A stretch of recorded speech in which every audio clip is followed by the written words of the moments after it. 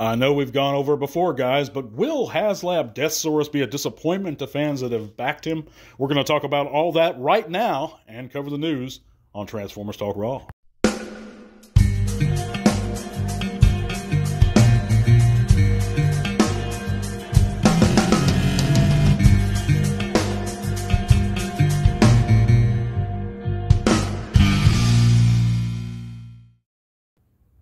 What's up, Trans fans? I'd like to thank you for listening in to the Transformers Talk Raw podcast here on YouTube or Spotify. In case you're listening in on Spotify, I appreciate you listening in. If you're listening in on YouTube, give us a thumbs up if you enjoy the content after you listen to the segment, guys.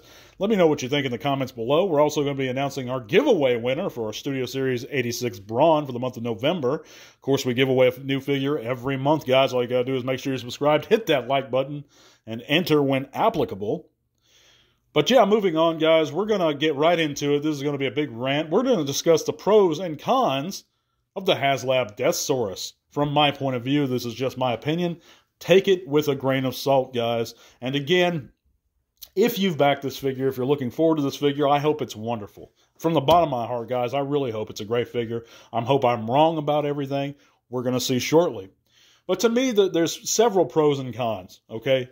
The pros are very much limited when it's talking about the Haslab Deathsaurus, but there are a few pros, and I'm going to get into those first. One, to me, it's a great-looking robot. It really is a great-looking robot mode on this thing. And that's where I draw the line with it. I mean, it looks just like the screen, pretty much. It's got some hollow bits that I don't like. I think he has a shield that's pretty hollow looking.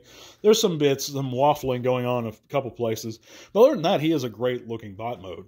He also has some, and I emphasize some, chrome. And that's a positive, and you don't see that a lot nowadays. I know he has it on his forehead, and he's got it on his chest a little bit. But he doesn't have it on like his dragon mode head. And to me, that's an issue, if you like the chrome. And, of course, I believe the G1 had it on his Dragon Mode head. And, of course, Esmenios, if you have the G1 upgrade kit, the Planet X third-party Deathsaurus, he has a chrome dragon head. And it looks great. But it is a pro that he does have some chrome. Another pro of the Haslab Deathsaurus is that he scales well with the Haslab Victory Saber. He scales perfectly, almost. And that's always a good thing. I know collectors nowadays look forward to that scaling and want it to be perfect almost. The last pro that I could think of, guys, and I sat down really trying to think about what are the pros of this figure. And one of them, and the last one, is that it's official. It's an official Hasbro product, so there's no kind of gray area, questionable morality issue when it comes to it. But that is where I draw the line as far as the pros go with the Haslab Deathsaurus. As far as the cons, it's got no die-cast, and I know that's not a con to some folks. Some folks don't like die-cast. I do. It makes the figure feel more sturdy to me, if it has some weight to it. And I think when used applicably, die-cast is a very interesting, very useful tool. But another con, and I think a bigger one, it was totally backed by you guys, sight unseen. They presented you renders. But you didn't see the figure. I don't even believe when it came out, when they first announced that you could back it, I don't even think they had prototype images for a minute. They just had the digital renders of it. And that's a big con. I mean, you jumped into this blind, guys, essentially. Especially after going through what you did with Victory Saber. But we'll get into more of that in a minute. Another con is you have to wait over a year for the figure. Or at least a year. That's a big con to me. And you can't see the figure before you purchase it. That's a con too. Another con is you're paying $160 to $170. I believe it's $160, $170, essentially for a Commander class figure. It's no bigger or larger than Jetfire, guys. It's no larger than Skylynx. It's no, as far as in terms of plastics used, it's without maybe the tier stuff. It's no larger than Motormaster. It's a Commander class. So you're paying a serious premium for that. Another con, and this is a personal one in my opinion, it has a terrible looking dragon mode, guys. The head of it looks so cheap.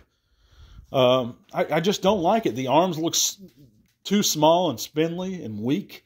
I just don't like the look of it. If you look at some of our third-party options for Deathsaurus, I just think they're much more impressive. I think the G1 in some ways was more impressive than this thing's Dragon mode.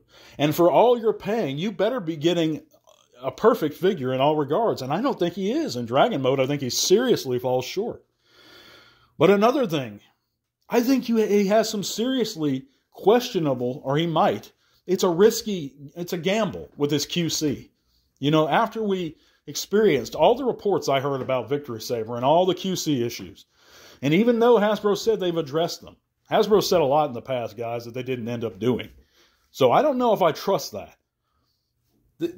Jumping into it thinking it's going to have perfect quality control, that's brave on your part if that's what you're doing.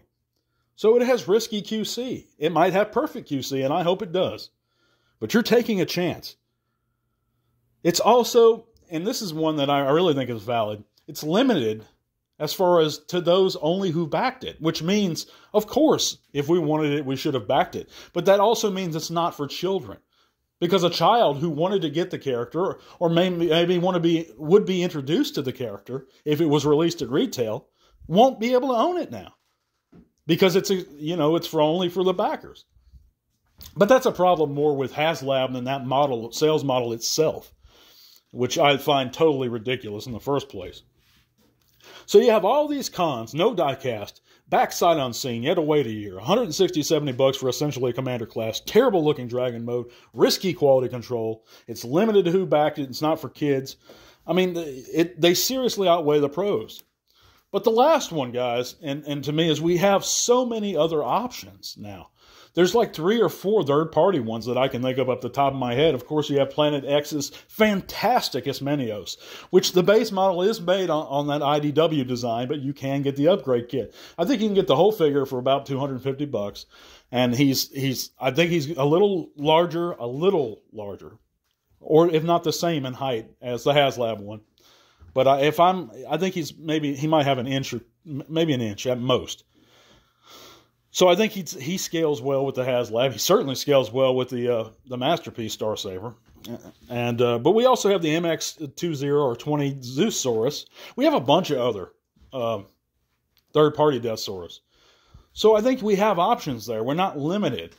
So I don't know, guys. If you're thinking of buying this, if you didn't back it and you're thinking of buying on the aftermarket from a third-party seller or something, weigh your options. Look at what's out there, guys. Don't just dive in head first. That's my suggestion anyway.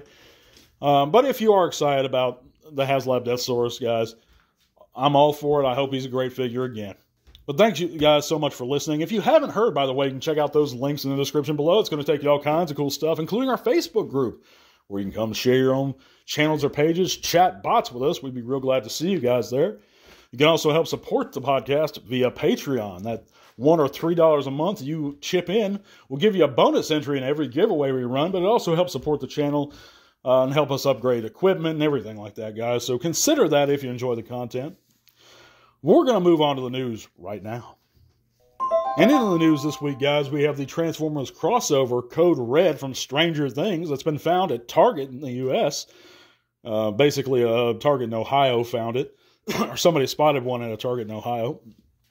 And this looks pretty good. I think it's a heavy retool of maybe the Siege Ironhide. I could be wrong on this, but that's what it looks like to me. Not the Siege, but the Earthrise one. I don't know. But it looks pretty cool. I haven't seen Stranger Things. I know a lot of people would stone me for that, but I haven't checked out that show. But we also have several online retailers doing a 2023 Black Friday online sale. And I believe these sales, some of them are still going on Amazon, BBTS, Transformersaurus, and many more, guys. So check those out and shop around in case you want to spend a few bucks and get a great deal.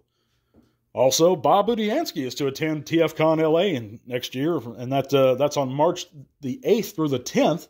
Of course, Bob is a great and renowned legendary writer of the G1 Tech Specs and Marvel Comics. He contributed to the Marvel Comics a great deal, and to the bios that we know and love in G1. True legend. I hope those who are able to attend TFCon can get out there and meet him. I wish I could, but that's not going to happen. But we also have Haslab Deathsaurus in-hand official images in comparison to Star Saber, and I know you guys have already seen these. He looks great, like I said, in this mode, in robot mode anyway, and he scales very well. So it's not all doom and gloom as far as he goes and me. But that's going to be pretty much it for this week, guys. We're going to wrap it up. Let me know what you guys think in the comments. Let me know about anything. If you have any suggestions for the show, be sure to drop them in the comments. Hit that like button. But our giveaway winner for the Studio Series 86 Brawn for the month of November is going to be Brian Pape, or Pop. But congratulations, man. In the description below, you're going to see my email address. Or better yet, I'll message you via the entry video, my email address, and you can shoot me one back there that way, and I'll get your figure to you sometime this week. But there's going to be plenty more giveaways to come, guys. Thank you guys so much for listening. God bless, and to all are one. This podcast is made possible thanks to the support of great people like you. Thank you.